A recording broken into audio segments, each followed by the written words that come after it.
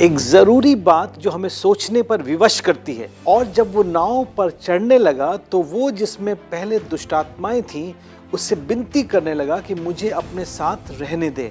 परमेश्वर का वचन ऐसे बताता है। जब हम इस दृष्टांत को पढ़ते हैं तो ऐसा लगता है कि ये कोई डरावनी फिल्म का सीन है। एक नंगा व्यक्ति जिसमें शक्तिमान जैसी ताकत कब्रों में रहता है और वो जब उसको जंजीरों से बांधते थे तो तोड़ देता था, जोर से चिल्लाता था और अपने शरीर को काटता था। इस इंसान को बहुत सी दुष्ट आत्माओं ने जकड़ा हुआ था। एक दिन इस इंसान ने यीशु को दूर से देखा और उसकी तरफ दौड़ा। यीशु ने कहा, ए दुष्ट आत्मा, इस व्यक्ति से निकल आ। और फिर पूछा कि तेरा नाम क्या है। उसने उससे कहा, मेरा नाम है सेना, क्योंकि वो बहुत से थे उस एक व्यक्ति के अंदर। और वहाँ पर एक भीड़ थी सुअरों की, करीब 2000, बहुत बड़ा झुंड था। उसने बोला, हमको इसमें जाने दे।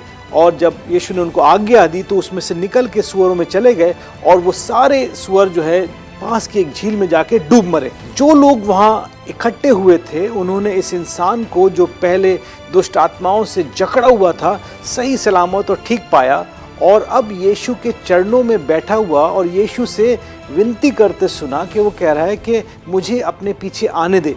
यीशु ने लेकिन उसको उत्तर दिया कि तू वापस अपने घर जा, अपने लोगों से कह दे कि परमेश्वर ने तेरे लिए कैसे बड़े बड़े काम किए हैं।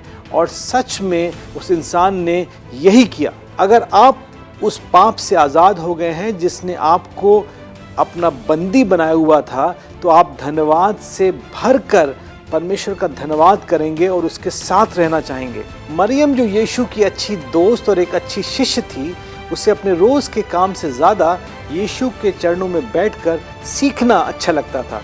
यीशु ने मरियम के परिवार से कहा कि उसने उसके चरणों में बैठने से वो सबसे ज़रूरी वस्तु पाली है जिसकी हमें सबसे ज़्यादा चिंता करनी चाहिए, और वो चीज़ है यीशु मसीह के एक सच्चा चेला बनना और उसके साथ समय बिताना। क्या आपने दुष्टात्मा से जकड़े हुए इंसान और यीशु की दोस्त और शिष्य मरियम की तरह महसूस किया है कि वो सबसे ज़रूरी चीज़ क्या है जिसकी हमें चिंता करनी चाहिए?